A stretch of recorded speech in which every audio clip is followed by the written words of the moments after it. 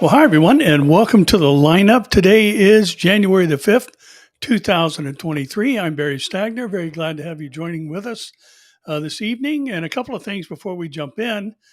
First of all, thank you, thank you, thank you. We did hit the number that's necessary for uh, consideration for putting the new book that Amir and I wrote together, Bible Prophecy, The Essentials, on the store shelves instead of just in their online store. And one other thing about that is that the first week of sales is included, even though the book was released on Tuesday. The first week of sales also go into, or I should say, Tuesday through Friday will go into the pre-sale numbers. So if you've ordered in the past couple of days, thank you for your help as well. But anyway, it's up and available. You can download it, you can audiobook it, you can even paperback it. And they're getting books. I think we ordered copies, obviously, and we got ours the next day, the day after release. So they're getting them out quick. And thank you again. And this really means a lot because it's a big deal.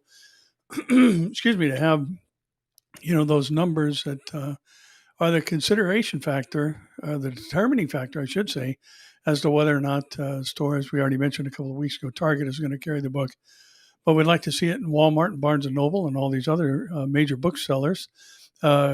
Christian Book Distributors has already picked the book up, and they're running a special on it right now.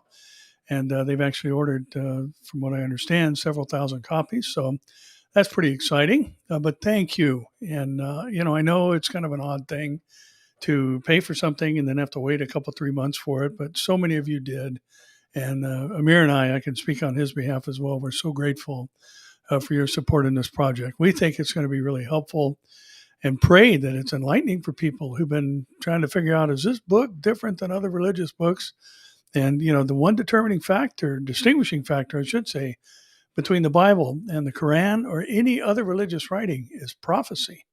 And that's why the devil has convinced so many that they just need to stay away from it, because it's what, Hebrews says in 4:12, that this book is living and powerful, and it's prophecy that is the breath of the Bible. The testimony of Jesus is the spirit of prophecy, is what Revelation tells us. So, again, can't thank you enough, and your support and encouragement.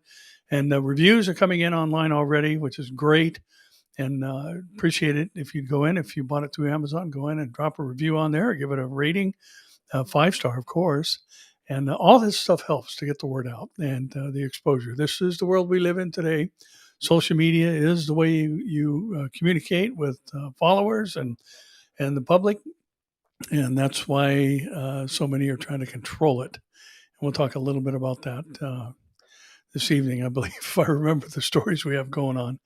But anyway, another thing that I just wanted to let you know about regarding next week, as I said, please be in prayer for Amir and I.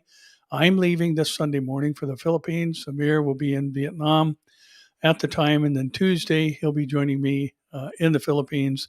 And then Wednesday night we have our first event service with some 3,000 people, including 500 pastors. So, and with a nation that's 90% Catholic, it'd be great to see some priests there and others, and talking about Bible prophecy, because the Catholic Church and many other churches are not real big on talking about it, or staying away from and avoiding the book of Revelation.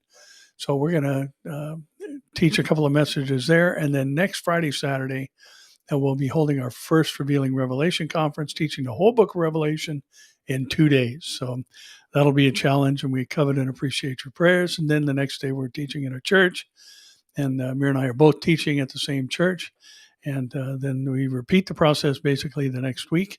So really thankful for your prayers and support in all this, and just looking forward to it. So with us both being in the Philippines next week, we are planning on doing the lineup together. So Amir will be a special guest next week. And again, I say that we're planning on it because you never know when you get out there in other countries, or hotels may not even have anything to do with the country you're in, but it could have everything to do with the hotel and their Wi-Fi strength and your ability to stream and all that. So our intention is to do the lineup together next Thursday night. So with that said, here we go. We've got some big stuff happening in the Middle East. And, the Middle East is often referred to as the powder keg. And I've said for many, many years that it's going to be the Temple Mount That is the fuse that lights that powder keg for the Middle East to explode and go into the um, Isaiah 17:1 fulfillment, and then also, which I believe is the predecessor to the Ezekiel war scenario, and which will follow that event, most likely not too far behind it. And the world is just moving in that direction quickly. And our first story comes from the Times of Israel, and the Turkish foreign minister says to his Israeli counterpart, Ben Gvir's Temple Mount visit was unacceptable. We'll talk about this in a few stories here at the outset this evening.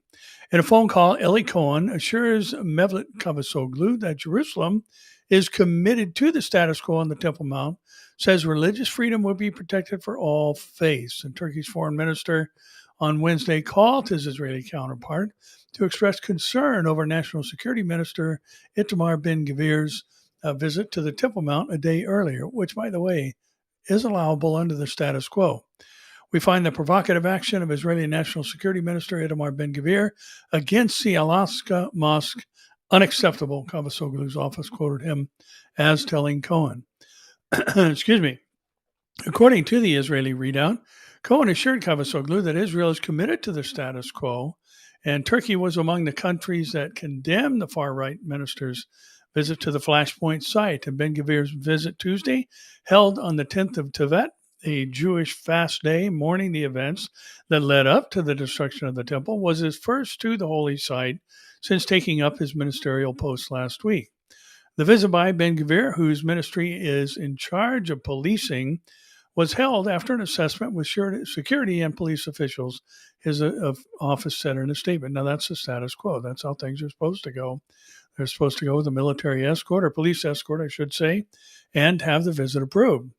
The Temple Mount is revered by Jews as a historic location of the two Jewish temples. It is, making it Judaism's holiest site. It's also the third holiest for Muslims, who refer to it as the Al-Aqsa Mosque compound or the Noble Sanctuary. And provocations and violence at the site have frequently turned into wider conflagrations.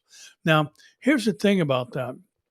The Quran says that there is a faraway mosque, and all Muslim scholars interpret that faraway mosque as being in Saudi Arabia with Mecca and Medina.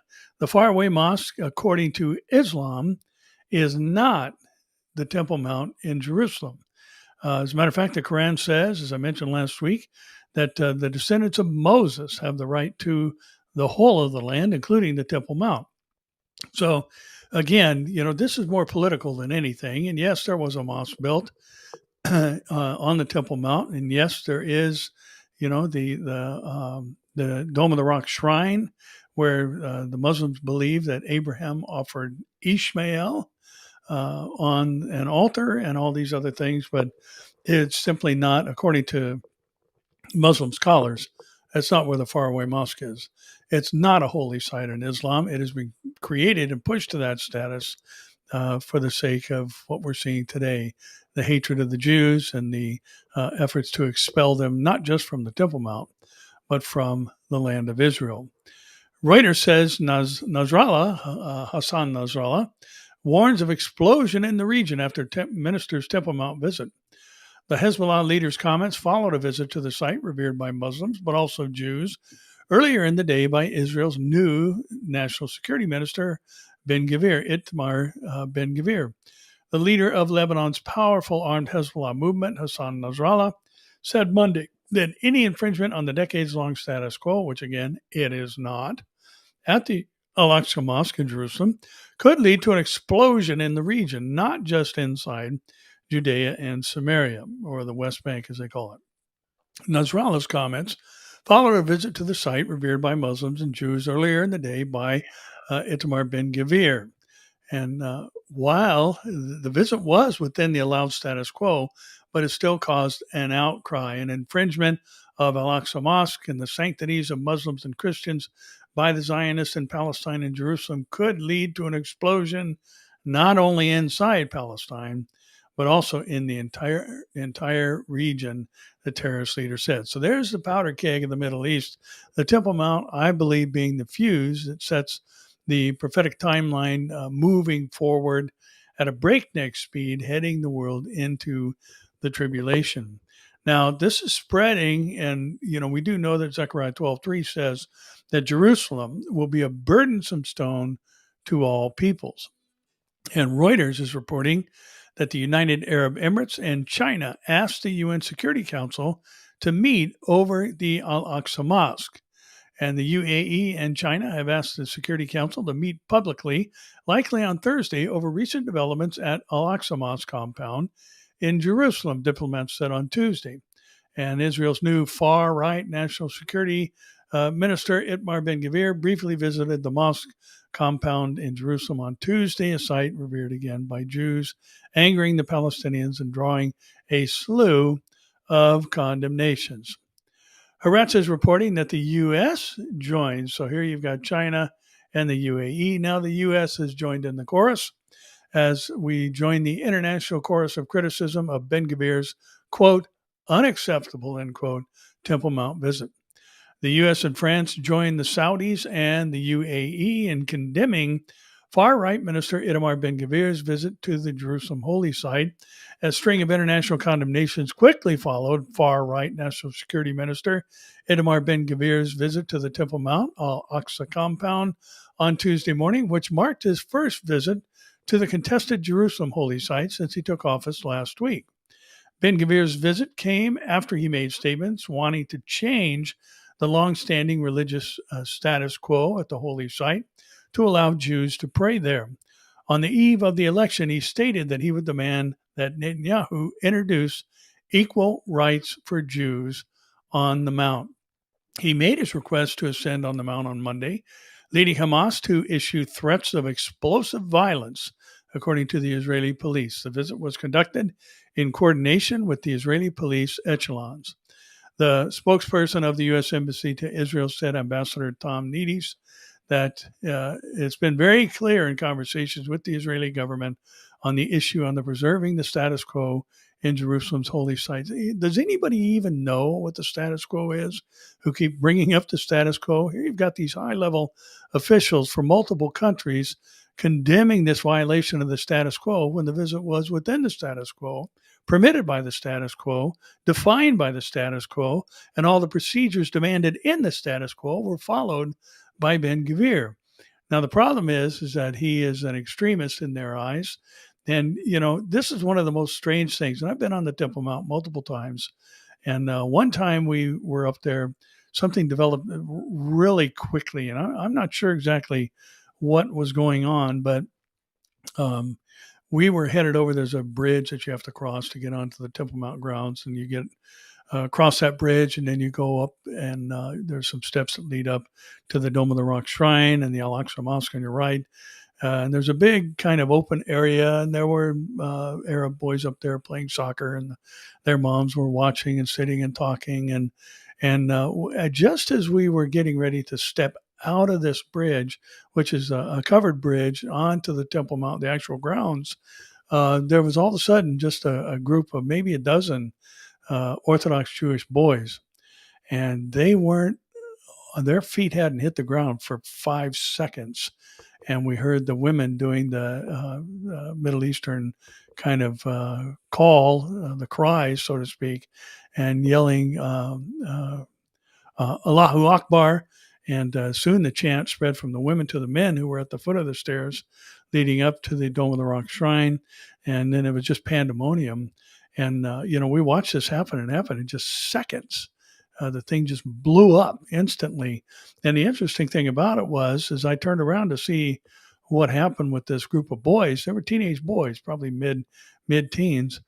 I didn't see them anywhere. I don't know how they got them out of there so fast, but they were gone as fast as they appeared in front of us. But, it kind of made your skin crawl a little bit, especially to hear these cries of Allahu Akbar and see the rage that was developing just instantly because Jews were on the Temple Mount. Now, the evidence is just overwhelming. If you've ever been there, you can go down underneath the Temple Mount and see the evidence of the foundation stones for Solomon's temple and then Herod's second temple as some of the materials used. And there's a clear way to see the stones that were made in Herod's time, because Herod had a signature mark that he put on every stone. Now, there was a reveal, a relief kind of around the edge of each stone. And these are Herodian stones. And they were the supporting wall of the Temple Mount, the foundation stones of the Temple Mount. There's evidence of a Jewish presence there for thousands of years. And yet, they're the ones that aren't allowed to pray there. Now, it's interesting because I know that this is all to avoid some type of not incursion, but invasion, I guess, by Muslim countries once again. And the Jews announced on June 7th of 1967, the Temple Mount is in our hands. And this was announced by one of the majors on the site when this 6-day battle occurred. And all of a sudden, they handed it right back, and it gave control of the Temple Mount over to Jordan. And, it just didn't make any sense, still doesn't make any sense to me.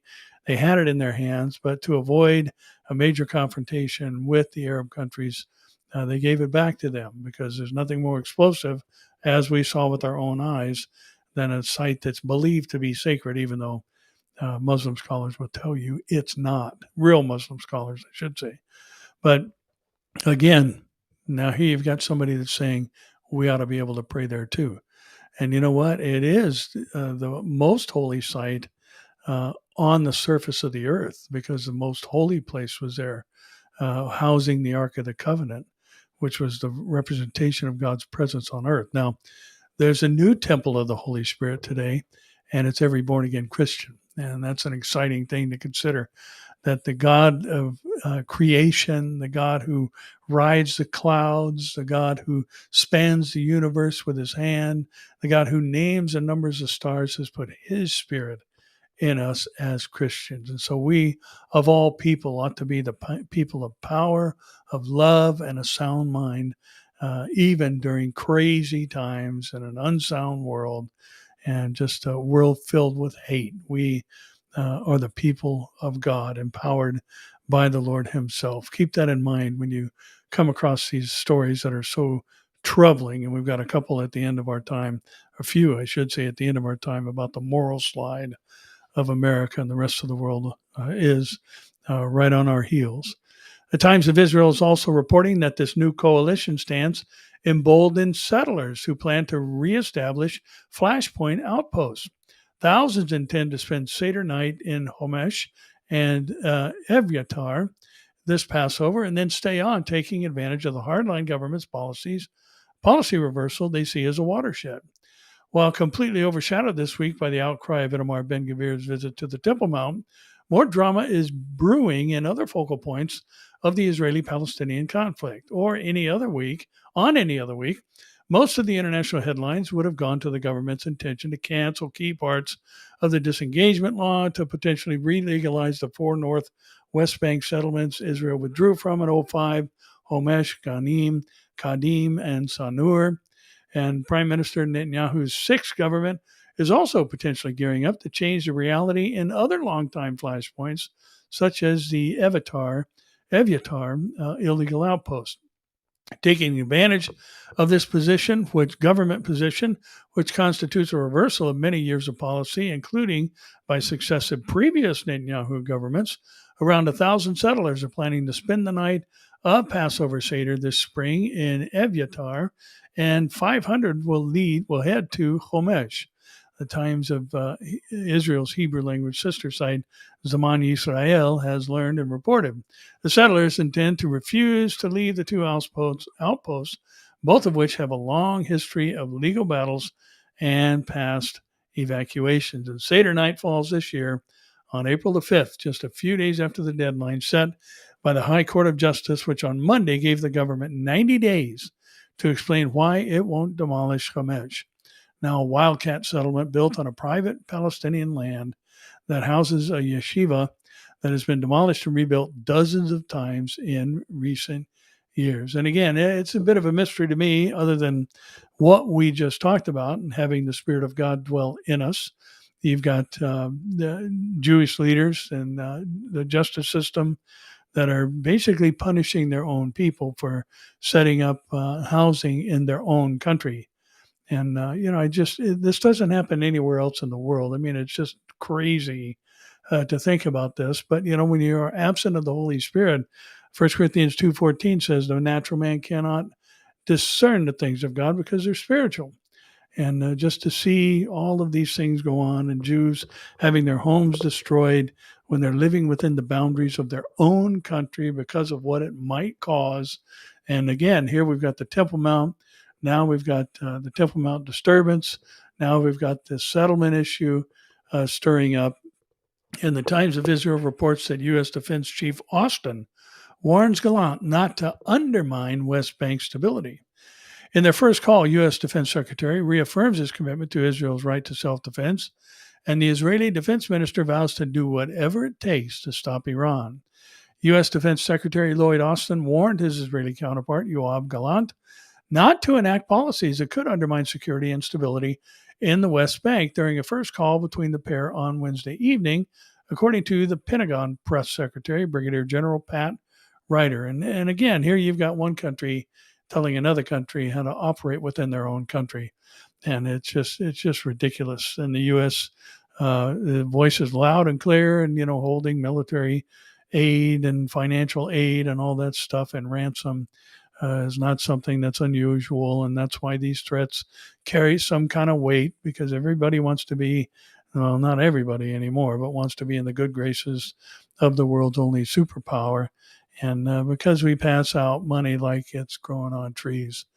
And, it's just a sad, sad thing to see, the U.S. taking this position. But as we mentioned, Zechariah 12:3, all nations means all nations, and all nations are going to be against Israel during the tribulation period. The U.S. is moving in that direction. And could this, again, be the powder keg? Here you've got two issues that are international hotbed issues, where, you've got the Temple Mount, again, just someone visiting within the parameters of the status quo, causes this firestorm of condemnation. And now you've got these supposed territories that are under question and unrecognized by much of the international community as Israeli territory. But again, just the effort to influence from the outside and hold in ransom support and all those other things. I think what the U.S. government needs to remember is that this is God's chosen people, and this is God's land given to God's chosen people by everlasting covenant. He said, I will bring them back into the land, and when I do, according to Amos, they will not be uprooted again. 9:11 is the verse. So, just looking at this, it's just, as an American, and especially as an American Christian, it's very disturbing to see us jump on the bandwagon of international condemnation. And then for the first conversation between the Israeli Defense Ministry and the U.S. Defense Secretary Lloyd Austin, to be issuing warnings as though we have a right to tell another country what to do in their own sovereign territory. And, God's watching all this. And, it's just, I think that's part of why, it's so important for us to keep in mind the importance of the role of God's judicial nature in our gospel presentation. And I always think, and I've used this as an example many times in at conferences and at church, think about the wicked Assyrians and the reluctant prophet Jonah, who was transported to his ministry site by very interesting means. But Jonah didn't want to preach to the Assyrians. You know why? Because they were wicked. They were evil people. They were barbarous people and carried out heinous acts against humanity. And Jonah said, I don't want to preach to them because I know what you're like. You're speaking to the Lord. I know what you're like. You're forgiving and you're loving. And Jonah didn't want the Assyrians to be forgiven and all that. So he had a hard time with his assignment, but he did go preach. But remember what happened, and remember his message. His message wasn't God loves you and has a wonderful plan for your life. His message was 40 days and Nineveh will be overthrown. That was his whole message. And you know what happened after that? From the king to the commoner, everybody, let me say that again, everybody in the country repented. And there was a 100-year-long revival in Assyria, and the capital city of Nineveh, 3 days foot journey in length. And what was the message? Judgment. And you know what? Judgment is coming. And nobody, or very few, I should say, in the church are talking about it. And I think the U.S. better watch its step, because those who would divide Jerusalem, Zechariah 12 says, God will cut them into pieces. And, I hope, and like everybody in America who understands Bible prophecy, I hope that the reason that the U.S. is not a Bible prophecy, and it is not, that's because the rapture cleans us out, because a great awakening happens here in the U.S. But, the Bible also says it's going to be a mess when it's time for Jesus to come, a big mess like it was in the days of Noah, where the thoughts and intents of man's heart was only evil continually, and the earth was filled with violence. And, we also know that wars and rumors of wars are part of the last days scenario. And Zero Hedge reports that Putin has sent a warship armed with hypersonic missiles to the Atlantic and Indian Oceans. Russian President Vladimir Putin on Wednesday ordered a warship armed with new hypersonic Zircon cruise missiles to be deployed on a mission to the Atlantic and Indian Oceans, in what could be a message and a warning aimed at the West against escalating in Ukraine.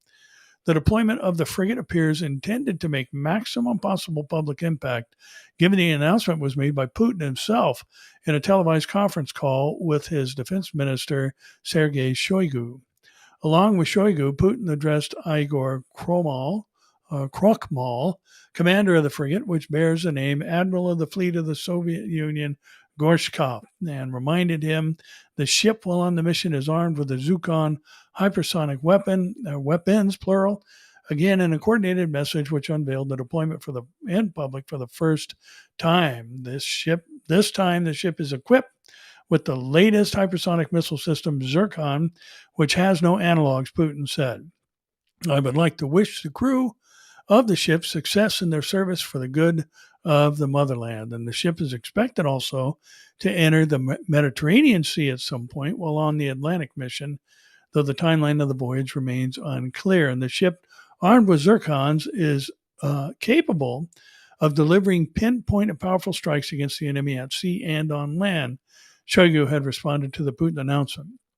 The defense chief also stressed the Zircon is undefeatable, able to evade any anti-air defense system in the world due to its purported ability to fly at 9 times the speed of sound. And according to the Telegraph, it's already making its way into the Atlantic, based on the publication's Wednesday reporting that a warship armed with new hypersonic cruise missiles on a training mission went past Britain to the Atlantic and Indian Oceans and the Mediterranean. All this follows last year's test launches of the Sarmat, an intercontinental missile capable of carrying nuclear warheads, launches which were confirmed in highly publicized videos. So, again, positioning, kind of a veiled threat, I guess is the phrase I'm looking for.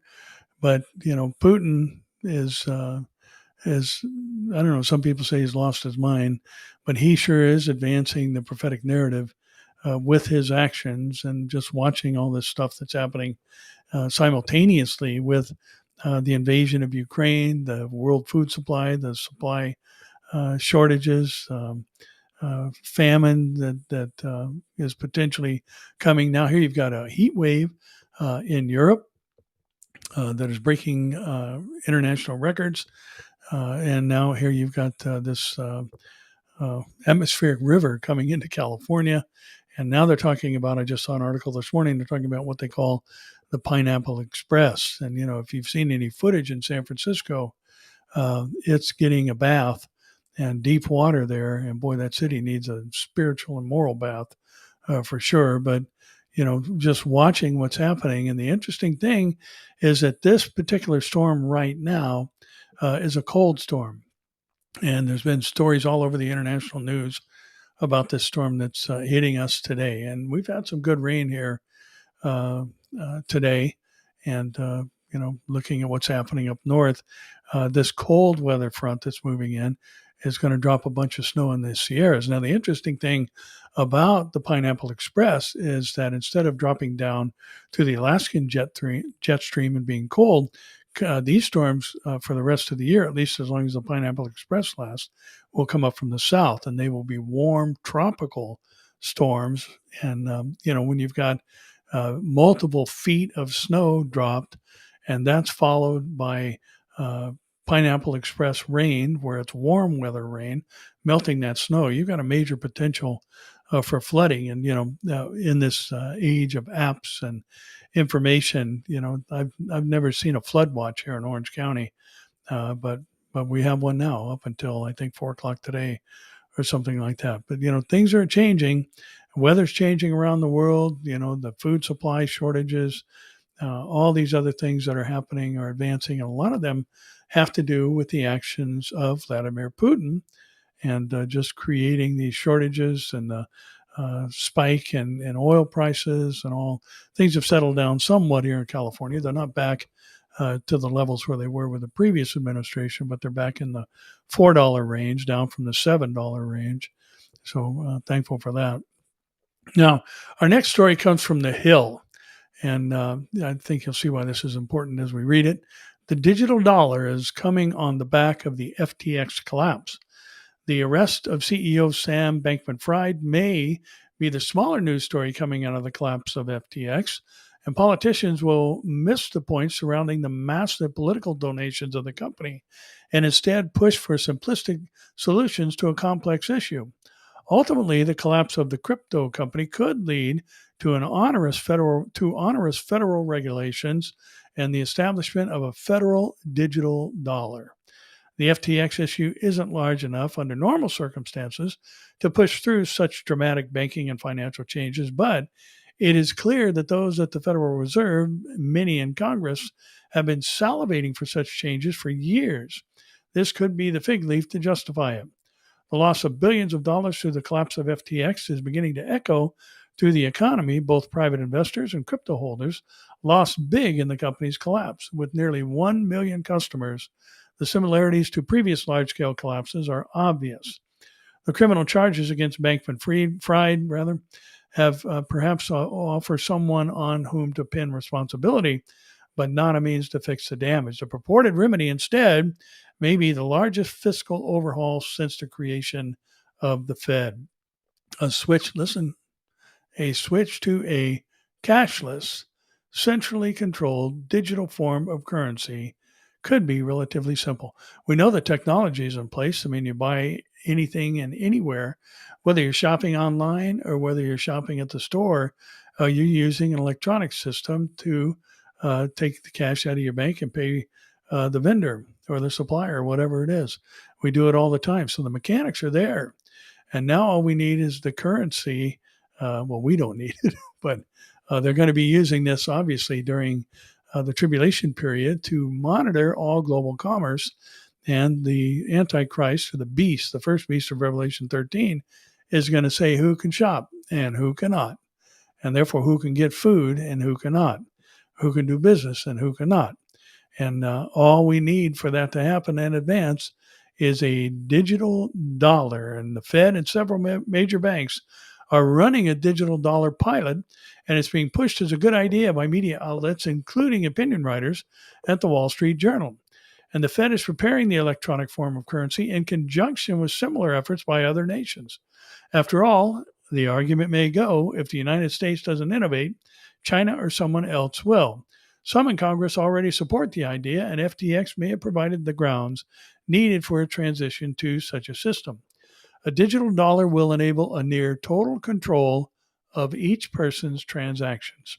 This would extend far further than the Internal Revenue Service's $600 income rule, and could have massive impacts on taxation, earnings, and privacy. The ability to instantly track, catalog, and scrutinize every person's transactions is a dystopian nightmare. Considering the relative efficiency of the IRS, it is entirely probable that the agency could send out audit letters to people for Venmoing their friends back for their share of a restaurant bill or a taxi ride. Furthermore, the digital dollar likely will coincide with a gradual abolishment of physical cash. There may be some ability to keep small denominations or amounts, But if the transition mimics Franklin Roosevelt's Executive Order 6102 banning most private ownership of gold, your financial autonomy would be at risk. Who in Washington wouldn't support the end of traditional cash? There will be plenty of politicians and pundits who extol the advantages: an end to counterfeiting, both domestic and funding rogue states such as North Korea, an effective end to traditional money laundering, difficulty for criminals to pay for drugs. These are things that we were talking about years ago as to what will be the pitch for the mark of the beast in a cashless society. All of these things were mentioned. I mentioned these things, I don't know how many years ago, on another program I did for 7 years. And, looking at this, it's just hard to believe that these very things are now being listed. Digital money, no counterfeiting, no drug sales, no money laundering. Those exact things are going to be the pitch factors for selling this to the public. Look at all the greater good that we can do. And it's just basically a distraction. Don't worry about, us being able to track every penny you spend and know what you spend it on. But just think about the greater good. And that's how this thing is going to go down. And the Bible said a long time ago, there's going to be a means by which all global commerce is going to be monitored and dictated by one man, the Antichrist, as we call him. Now, here's some sad stories, sad in the sense of it's just hard to believe that our world has become so idiotic. I mean, it's just stupid, the things that are being taught and treated as fact. And the Washington Free Beacon says that the headline reads, what the feds are teaching in diversity training. Listen, men can get pregnant, and don't you dare ask for data. And other lessons from diversity training across the federal government. Asking an Asian person for math help is a microaggression. Reverse racism does not exist. Men can get pregnant. Those are just a few of the lessons imparted to government workers in diversity trainings and presentations in 2021, according to documents obtained by the Wall Street Journal. The materials, summarized in a December 30th editorial, show how once fringe ideas have saturated federal bureaucracy, from the Department of Veterans Affairs to NASA and even the military. One NASA training states that efforts to be colorblind actually limit us. Another identifies the words America as a melting pot and don't you want a family as microaggressions, along with asking an Asian person for help with math or science. A third lists perfectionism and data is king as examples of common leadership mistakes. Value and centered lived experience, the presentation says, do not demand data in order to accept the person's individual perspective or to utilize that perspective in decision making. Did you catch that? Do not demand data in order to accept the person's individual perspective or to utilize that perspective in decision making. In other words, if a man says he can have a baby, then you have to accept that. And you can't ask how many other men have had babies and how many men have uteruses, how many men have ovaries, how many men are physiologically actually women, and on the outside they look like a man. And you can't ask for data. You can't ask for any of this.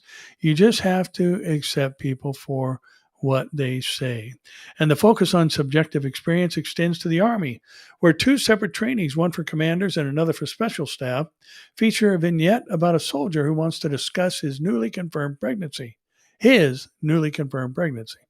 Another vignette collapses the distinction between gender and biological sex, imagining a urine collector who is uncomfortable observing soldiers who are not the same biological gender as the observer. And the Army didn't respond to comments, requests for a comment on this.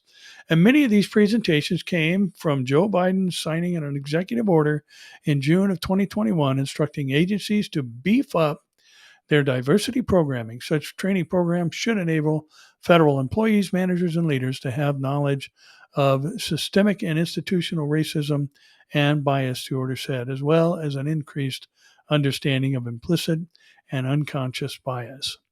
And the lessons don't come cheap. From 20 to 21, the Centers for Disease Control and Prevention spent $300,000 on dozens of diversity trainings, including Let's Talk About Systemic Racism, Unconscious Bias, and Privilege. Silence is a statement, understanding race in the workplace, and Bambi versus Godzilla, dealing with different, diverse, and sometimes difficult people. And several presentations use cartoons to illustrate these progressive concepts. Training for the Department of the VA includes the now infamous genderbread diagram that has been featured in elementary school curricula. Isn't it stunning to see how stupid people in places of power have become? And, let me go back to what we said a couple of moments ago. A lot of people see Jesus as, the meek and mild and lamb around the shoulders. And, some of the ancient art depicts him as doing this and with a lamb on his back, or, looks like a plate behind his head symbolizing a halo and all that. But you read Revelation 19:11-16, and you'll get a picture of Jesus and who he really is. He is coming back with a robe dipped in blood, and he's going to tread out the winepress of God's wrath in its fullness. And looking at Revelation 16 and beyond, you have the undiluted wrath of God on a Christ-rejecting world. And it's just becoming more and more justified, I think, and not that God needs to justify his actions, but I think in our finite thinking, looking at just the things that they're doing, I mean, they're taking children and castrating little boys who say, I actually think I'm a girl.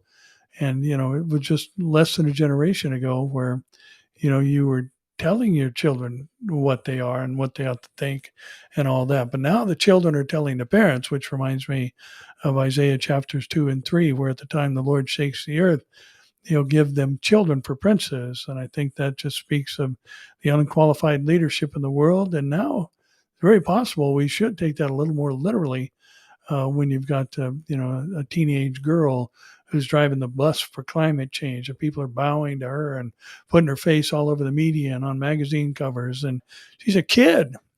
And, kids are to be taught. They're not to be the teachers. They're the ones to be taught. But here, looking at what we're seeing today, it's just incredible. And you have to wonder, how long, O Lord? He's just so patient in his unwillingness that any should perish. Now, we've got a few more stories here, and we'll wrap up our time. And the Christian Post reports that abortion is a leading cause of death worldwide for the fourth year in a row.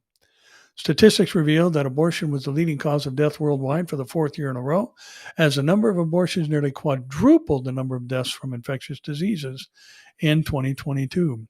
Worldometer, a database that keeps track of statistics about health, a global population, and other metrics in real time, continuously compiles information about the number of abortions worldwide. The last available snapshot of the Worldometer from 2022, captured on December 31st by Internet archiving tool the Wayback Machine, shows more than 44 million abortions took place last year. 44 million babies were killed in the womb. Remember that thing I said about God being long-suffering? Well, his long-suffering has limits.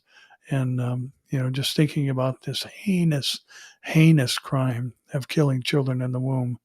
And you have to understand, no matter what you may be going through or what life may have brought you, God is patient beyond our imaginations. And because he wants to save souls, even souls that do beyond stupid things. And it's just amazing. These lost my place there. The second leading cause of death in 2022, identified by Worldometer, was communicable diseases, causing nearly 13 million casualties. The deaths attributed to infectious diseases, as well as more than 8 million deaths caused by cancer. The approximately 5 million fatalities triggered by smoking, and 2.5 million alcohol-related deaths, and nearly 2 million deaths caused by AIDS this year combined to add up to less than the number of lives lost to abortion. All those things combined don't add up to the same number of babies killed in the womb under the banner of women's reproductive rights. Just sad, disturbing as well. Come quickly, Lord Jesus. The Georgia Star News reports that the FDA approves chemical abortion pills to be sold at retail pharmacies. The Food and Drug Administration made a regulatory change that allows independent and chain drugstores, as well as other mail order companies, to offer a drug that induces abortion, making it easier for women and girls to conduct their own abortions at home or in college dorms.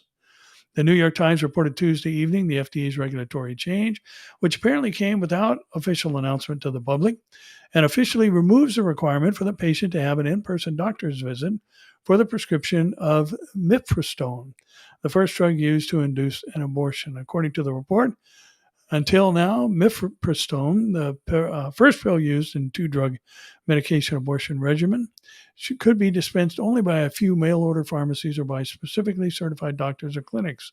Under the new FDA rules, patients will still need a prescription from a certified healthcare provider, but any pharmacy that agrees to accept those prescriptions and abide by certain other criteria can dispense the pills in its stores and by mail order. Misoprostol, the second drug taken to induce abortion, has historically been easily obtained at pharmacies through the normal prescription process. With the requirement for an in-person doctor visit prior to prescription for mifepristone now officially eliminated, two criteria remain to allow women and girls to simply have their prescription for the pills filled at chains such as CVS and Walgreens. Healthcare providers must show they have the expertise and the ability to treat abortion patients, and the patients must fill out a consent form, making it easier and easier and easier to murder children in the womb. What a world we live in. And Just the News reports that the Department of Justice says the U.S. Postal Service may send abortion drugs through the mail. Federal law does not prohibit mailing of drugs if sender assumes legality of use. The U.S. Postal Service is free to continue sending abortion drugs through the mail. The DOJ is determined, ending speculation as to whether or not the USPS could face legal charges for doing so. The Justice Department's Office of Legal Counsel said in a ruling posted online this week that the shipping of abortion drugs such as mifepristone and misoprostol through federal channels is not forbidden by the Comstock Act of 1873, which prohibits certain classes of materials from being sent through the U.S. mail. The drugs in question have some other uses other than abortion, the OLC noted, and thus a sender cannot be forbidden from sending drugs via USPS if he lacks the intent that the recipient of the drugs will use them lawfully. The ruling comes alongside the U.S. Food and Drug Administration's determination that pharmacies can sell abortion medication under certain circumstances. And I have to say, I'm just amazed at the graciousness and the goodness of God and how patient He is, and just looking at this messed up world and the horrid things. I mean, that's probably the worst statistic to ever have to report on, is that abortion was the number one killer in the world for the last 4 years running. What a sad commentary on humanity. But things are as the Lord said they would be in the last days. And, abortion is an act of violence. And that's 44 million acts of individual violence on a single human being worldwide. And to say nothing of what's going on in countries where people are being persecuted and all the other things that we talk about, and the wars and rumors of wars, the hotbed of the Temple Mount. One guy, it's interesting that, you think about Ben Gavir's presence, and he's a far right guy for sure. There's no question about that. Somebody who would talk about expelling all Arabs from Israel and things of that nature, and demanding prayer on the Temple Mount, which of course is logical. If anybody ought to be able to pray on the Temple Mount, it's the Jews. It's their piece of property, has been for thousands of years, and is now in their possession once again since 1967. But this could be an issue that lights that powder keg. You just never know. And just to think about one guy going up on the Temple Mount and the response that this has drawn. And, there's coming one guy who's going to lead the whole world astray. And all the earth dwellers are going to go after him. Revelation 13 says, I should say, and they are going to worship the dragon, who is Satan, and the beast. A lot of talk about world religion and the coming world religion. Well, I'll tell you what the coming world religion is. It's already in place, and it's Satan worship. That will be the world religion in the end. Now, there will be a false religion, an ecumenical movement, where there's a goulash of religious beliefs that Revelation also implies, and that many have calculated is underway, where everybody just kind of says, let's meet on common ground, forget our differences, come up with something that everybody's happy with, and we can all satisfy that religious itch we have. But truth be told, Revelation says very clearly that the object of worship during the tribulation globally will be Satan. And I think we're already seeing signs of that. Now, remember, we get these pictures from TV and all that. And I think sometimes the enemy inspires people to do things that make, pictures in our minds that, oh, well, the world's not going to go for that. But we have to remember that the word worship in Hebrew and Greek means to prostrate and submit. And that's what they're going to do. They're going to bow before and submit to Satan during the tribulation period. And people are doing it by the billions right now. And that's what happens when 44 million babies are killed in the womb in a single year. That's bowing to Satan, who only comes to steal, to kill, and destroy. But remember, keep looking up. These are the things we were told that were going to be happening, and the perilous times that we're living in are indications that one of these days when we get out of bed, it's going to be the day. And, I was telling the church this on Sunday, and I'll do this occasionally at conferences. Just right now, just blink your eyes, just one time. Just blink. One of these times when you blink, when you open your eyes, you're going to be looking at Jesus. That's how fast the rapture happens, in a moment and a twinkling of an eye. It's actually faster than the blink because it's already done by the time you open your eyes. So keep that in mind. Things can change rapidly. We've watched how rapidly they've changed in our world in the last generation, or even half a generation. But listen, things are going to change dramatically and permanently in the twinkling of an eye for all who believe. So nothing to be discouraged about, even though we can be upset and aggravated and frustrated in this ever darkening world. But our hope is in the Lord. And therefore we can live in expectation of the glorious appearing of our great God and Savior, Jesus Christ, who, as Galatians 2:20, Paul personalized it. He said, who loved me and gave himself for me. Well, he does love you, and he's coming to get you. So keep your eyes lifted up off of the moment and onto the prize, which is the upward call of God in Christ Jesus. So, well, that's it for this week. And again, please keep Amir and I in prayer. As I said, he's on his way to Vietnam. I'll be leaving early Sunday morning. I think my shuttle picks me up at 3:45 a.m. I arrive at 9:30 in Manila, and Wednesday night in Manila, we've got our first event, and then Friday, Saturday, we've got a Revealing Revelation conference, and then church on Sunday, travel on Monday, and a bunch of stuff, meetings and things of that nature in between. So really covet your prayers, and thank you all again so much for your support for Bible Prophecy, The Essentials. And it's just amazing to see so many of you just jump on board. And anytime I've given an encouragement to maybe invest in this so it can get out there and get on the bookshelves around the world. So thank you again. And well, that's it for this week. The next time I see you, we'll be either here, there, or in the air, or if we're still here, we'll be here via the Philippines. So God bless you. Have a great week, and please keep us in prayer.